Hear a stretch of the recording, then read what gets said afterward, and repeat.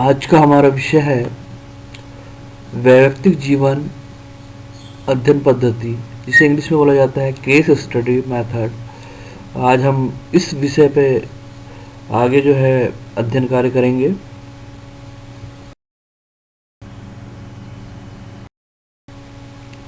इसके लिए अनुक्रमणी का कंटेंट इस प्रकार से है: उद्देश्य, प्रस्तावना, वैयक्तिक जीवन अध्ययन पद्धति की परिभाषा एवं अर्थ, वैयक्तिक जीवन अध्ययन पद्धति की विशेषताएं, वैयक्तिक जीवन अध्ययनों की कार्यप्रणाली, वैयक्तिक जीवन अध्ययन पद्धति के प्रकार।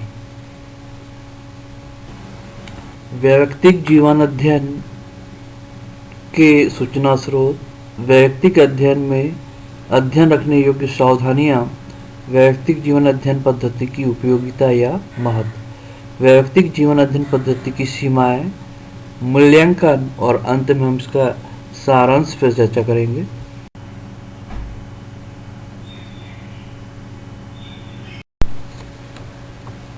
उद्देश्य: इस इकाई के अध्ययन के पश्चात विद्यार्थी योग्य हो गए।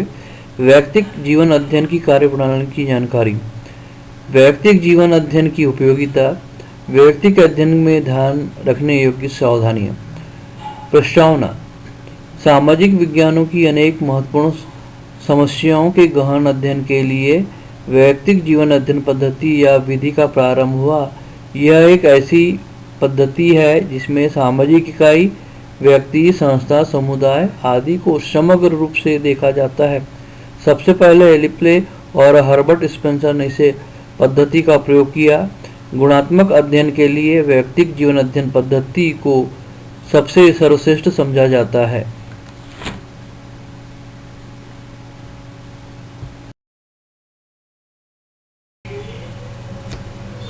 वैयक्तिक जीवन अध्ययन पद्धति की परिभाषा, definition and meaning of case study method.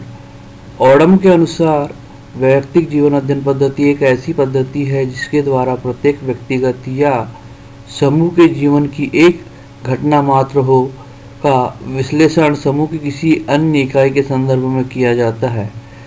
इसी प्रकार पीवी यंग के अनुसार वैयक्तिक जीवन अध्ययन पद्धति किसी एक सामाजिक इकाई, चाहे वह व्यक्ति हो या परिवार, संस्था या सांस्कृतिक समूह अथवा जीवन के अन्वेषण एवं विवेचन करने की पद्धति को कहते हैं। तो हम इस तरह से जो है इन परिभाषाओं के आधार पर स्पष्ट है कि वैयक्तिक जीवन अध्ययन पद्धति एक ऐसी पद्धति है जिसके द्वारा किसी एक सामाजिक इकाई से संबंधित सभी पक्षों का व्यापक, सूक्ष्म और गहन अध्ययन किया जाता है।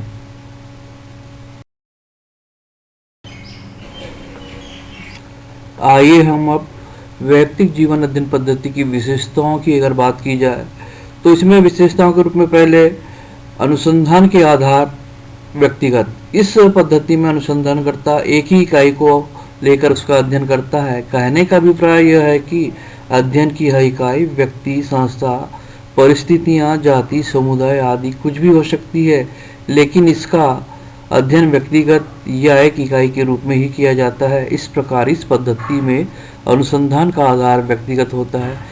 अगली विशेषता इसकी है कि गहन अध्ययन। तो इस पद्धति में समस्या से संबंधित इकाई का गहन अध्ययन किया जाता है। इस गहन अध्ययन में कितना ही समय लग सकता है, यह एक लंबे समय तक चलने वाली प्रक्रिया है। इस प्रकार इस पद्धति के द्वारा गहन से गहन सूचनाएं संकलित की जा सकती है।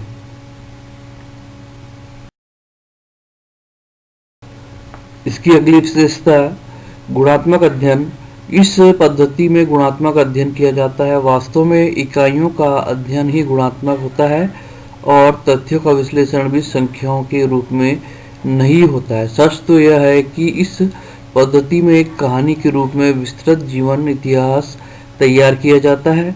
अगला पूर्ण अध्ययन। यह पद्धति किसी भी सामाजिक इकाई का समग्र या पूर्ण रूप से अध्ययन करती है।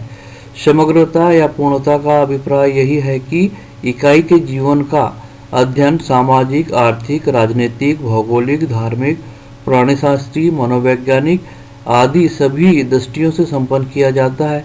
इस संबंध में सर्वश्री गुडे योहार्ट ने ठीक ही लिखा है कि इस विधि में सामाजिक इकाइयों को समग्र के रूप में देखा जा सकता है।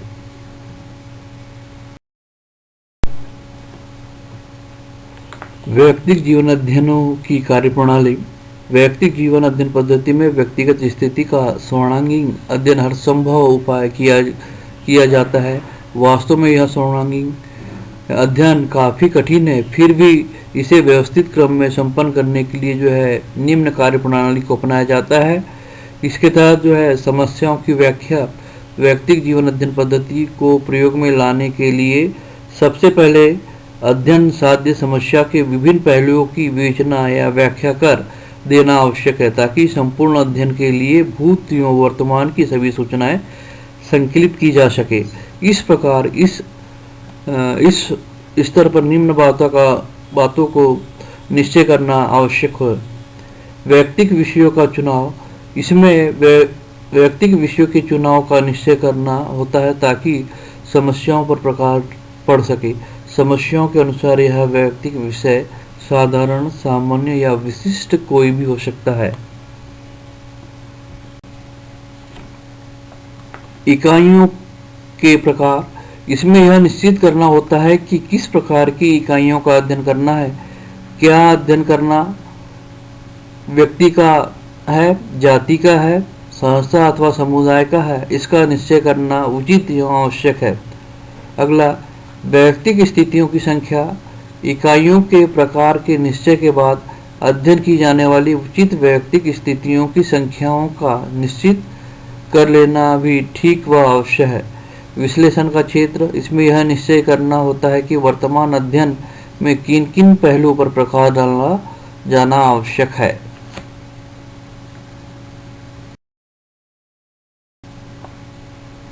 घटनाओं के क्रम का वर्णन। समय की व्याख्या कर लेने के बाद समस्या के स्वरूप में एक निश्चित काल में क्या क्या परिवर्तन हुए हैं तथा भविष्य में क्या क्या परिवर्तन संभावित है, इसका व्यवस्थित वर्णन करना भी आवश्यक है। निर्धारक कारक। इस स्तर पर उन निर्धारक कारकों का अध्ययन करना आवश्यक होता है जिसके कारण यह घटना या समस्या घटी है। उदाहरण, एक बाल अपराधी का जीवन वृत्तांत जान लेने के बाद मूल कारणों को भी जान लेना आवश्यक है जिसके आधार पर अमुक बच्चा बाल अपराधी बना है। संबंधित प्रभावी कारक। निर्धारक कारकों के अतिरिक्त अन्य संबंधित प्रभावी कारकों का भी पता लगाना आवश्यक रहता है, क्योंकि ये प्रभावी कारक भी घटना के स्वरूप को किसी न किसी रूप में प्रभावित करते हैं। वस्तुतः अध्ययन की पूर्णता की दृष्टि से यह आवश्यक है।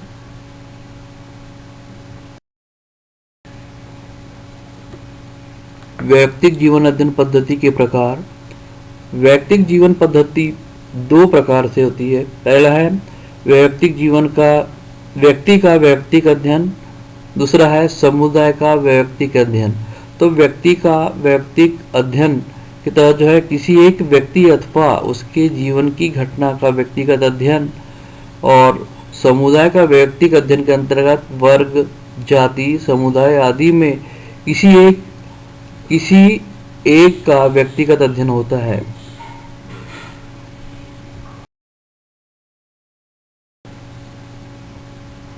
वैयक्तिक जीवन अध्ययन के स्रोत। सूचना स्रोत।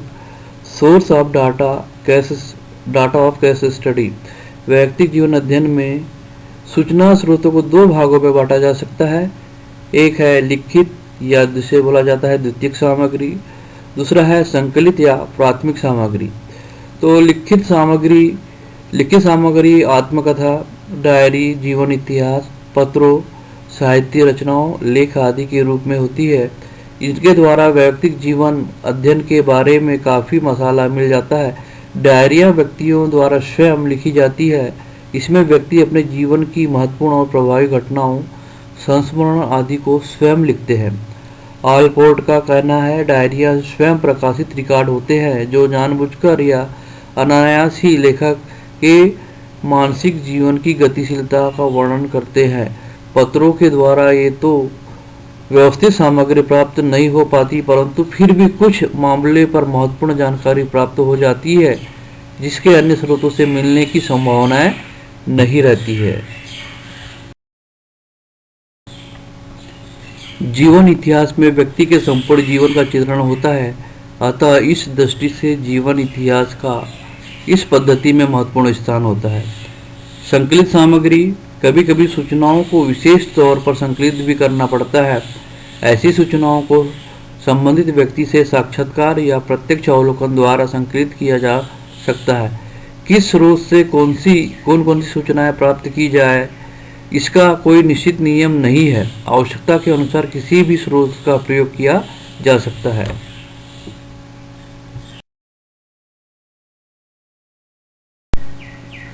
वैयक्तिक अध्ययन में ध्यान रखने योग्य सावधानियाँ। वैयक्तिक जीवन अध्ययन में निम्न सावधानियाँ रखनी चाहिए। व्यक्ति का अध्ययन उसकी सामाजिक पृष्ठभूमि में होना चाहिए। व्यक्ति के जीवन में परिवार और अन्य प्राथमिक समूह के महत्व को भी नहीं भुलाना चाहिए। व्यक्ति के बारे में ऐसे तथ्यों को जानने का प्रयास करना चाहिए कि जिनसे व्यक्ति के जीवन के बारे में वर्णन किया जा सके। व्यक्ति के जीवन की घटनाओं को यथार्थ रूप में चित्रित किया जाना चाहिए और संबंधित भौगोलिक क्षेत्र ही व्यक्तियों के अध्ययन के लिए चुना जाना चाहिए। प्रशिक्षित व्यक्ति को ही इस अध्ययन का इंचार्ज बनाना चाहिए।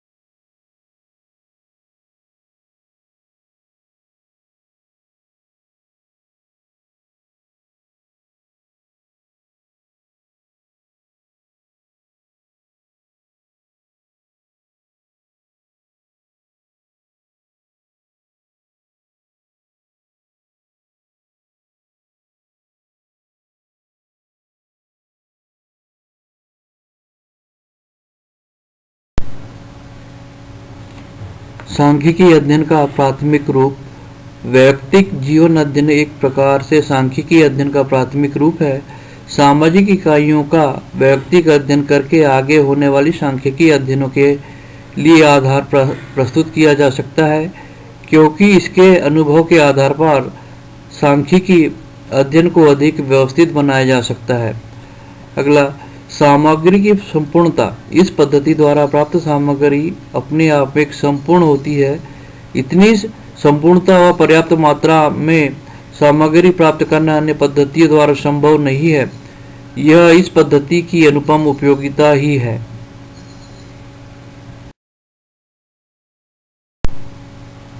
प्रश्नावली, अनुसूची व अन्य प्रपत्रों को बनाने में सहायक। वैयक्तिक अध्ययन के द्वारा महत्वपूर्ण बातों पर सूचनाएं प्राप्त होती है और इन प्राप्त सूचनाओं व अनुभव के आधार पर प्रश्नावली, अनुसूची व अन्य प्रपत्रों को व्यवस्थित ढंग से तैयार किया जा सकता है।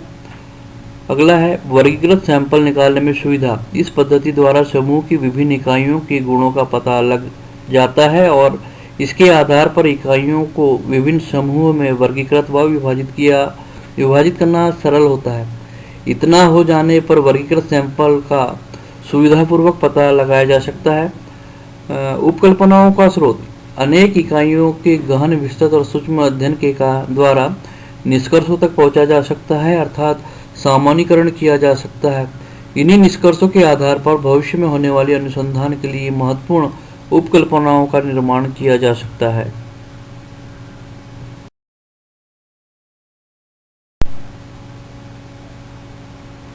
वैयक्तिक जीवन अध्ययन पद्धति की सीमाएं की अगर बात की जाए तो इनमें केवल कुछ इकाइयों के आधार पर ही निष्कर्ष।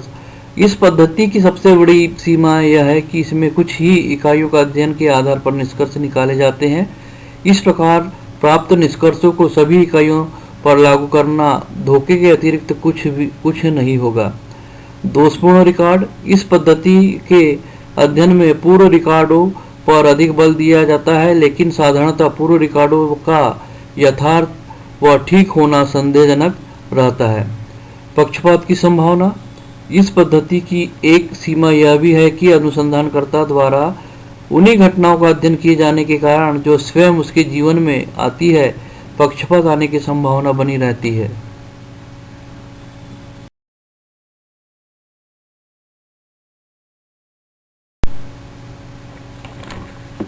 सैंपल विधि पर आधारित नहीं। इस पद्धति में केवल कुछ चुनी हुई इकाइयों का अध्ययन किया जाता है, लेकिन इन चुनी हुई इकाइयों का चुनाव सैंपल विधि पर आधारित नहीं रहता है। ऐसी स्थिति में जो प्रतिनिधिपूर्ण इकाई का अध्ययन नहीं हो पाता है। अप्रमाणिक तथ्य इस पद्धति में अनुसंधानकर्ता एक व्यक्ति के जीवन से संबंधित जो भी सूचनाएं या सामग्री संकलित करता है, उनका प्रमाणीकरण इसलिए संभव नहीं होता है क्योंकि अन्य व्यक्ति के जीवन में जिसका कि वह अध्ययन कर रहा है वही घटना और परिस्थितियां घटित नहीं होती है। इस प्रकार अप्रमाणिक निष्कर्ष प्राप्त होते हैं। अधिक समयावधान इस पद्धति में कुछ व्यक्तिगत परिस्थितियों में व्यक्तियों के अध्ययन में काफ़ी समय लगता है। इतना ही नहीं, समय के साथ साथ होने वाले व्यय भी अधिक होता है, इसलिए यह विधि अत्यधिक खर्चीली और समय लेने वाली है। सीमित अध्ययन अत्यधिक समय व धन लगने के बावजूद भी इस विधि के द्वारा सीमित इकाइयों का केवल गुणात्मक अध्ययन हो पाता है। इस दृष्टि से यह सीमित अध्ययन वाली पद्धति है।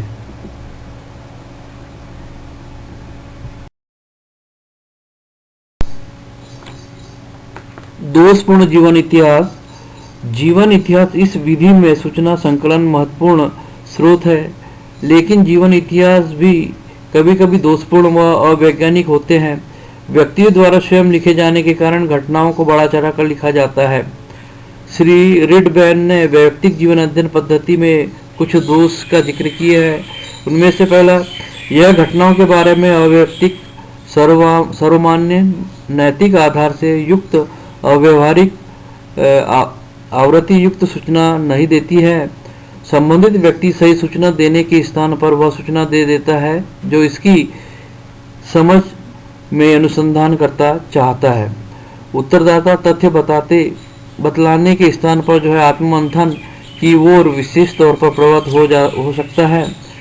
लोगों की साहित्यिक भावना उन्हें तथ्यों को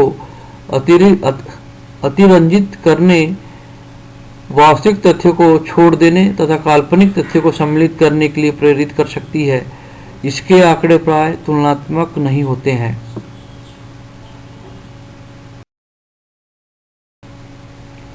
वैयक्तिक अध्ययन पद्धति की अगर मूल्यांकन करते हैं तो पाते हैं कि उपरोक्त विवेचना से स्पष्ट है कि सामाजिक अनुसंधान में वैयक्तिक जीवन अध्ययन पद्धति का महत्वपूर्ण स्थान है, लेकिन इस महत्वपूर्ण स्थान के साथ साथ इस पद्धति की अपनी कुछ सीमाएं व दोष भी है। सीमाओं और दोषों को अनुभवी तथा कुशल अनुसंधानकर्ता काफी सीमा तक दूर भी कर सकता है।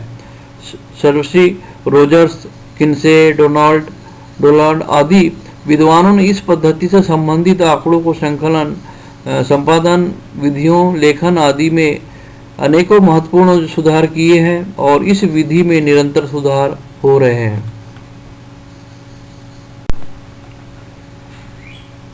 अपने देश में इस पद्धति के दोषों को देखकर प्राय अनुसंधानकर्ता इस पद्धति को अपनाने से हिचकिचाते हैं। वास्तव में यह दृष्टिकोण ठीक नहीं है, क्योंकि इसके दोषों में काफ़ी सीमा तक प्रशिक्षित, कुशल तथा अनुभवी अनुसंधानकर्ताओं द्वारा दूर किया जा सकता है। कुछ भी हो, इसे सामाजिक अनुसंधान की एक पद्धति के रूप में अस्वीकार नहीं किया जा सकता है, क्योंकि सामाजिक घटनाओं की गुणात्मक पद्धति को देखते हुए गहन व सूक्ष्म अध्ययन करने वाली यही एकमात्र प्रणाली है। अतः यह कहना ही अधिक उपयुक्त है कि वैयक्तिक अध्ययन पद्धति के विरोध में कुछ भी कहा गया हो, पर यह सत्य है कि सामाजिक अनुसंधान के अध्ययन में यह प्रणाली आधारभूत रहेगी। सारांश: सामाजिक विज्ञानों में अनेक महत्वपूर्ण समस्याओं के गहन अध्ययन के लिए वैयक्तिक जीवन अध्ययन पद्धति का प्रारंभ हुआ। इसे सबसे पहले लिपले तथा हर्बर्ट स्पेंसर ने इस पद्धति का प्रयोग किया। वैयक्तिक जीवन अध्ययन के सूचना स्रोतों को दो भागों में बांटा जा सकता है: लिखित या द्वितीयक सामग्री और संकलित या प्राथमिक सामग्री। इस पद्धति में व्यक्ति के बारे में ऐसी तथ्यों को जानने का प्रयास करना चाहिए जिससे व्यक्ति की संपूर्ण जीवन के बारे में वर्णन किया जा सके। शब्दकोश: वैयक्तिक जीवन अध्ययन वह पद्धति है जिसमें अनुसंधानकर्ता किसी भी इकाई, व्यक्ति, परिस्थिति या समुदाय आदि का अध्ययन सभी प्राप्त स्रोतों के आधार पर इतनी गहनता से करता है कि विषय का आंतरिक ज्ञान संभव हो पाता है। समग्रता या पूर्णता इकाइयों के जीवन का अध्ययन सामाजिक, आर्थिक, राजनीतिक, भौगोलिक, धार्मिक, प्राणीशास्त्री, मनोवैज्ञानिक आदि सभी दृष्टियों से संपन्न किया जाता है।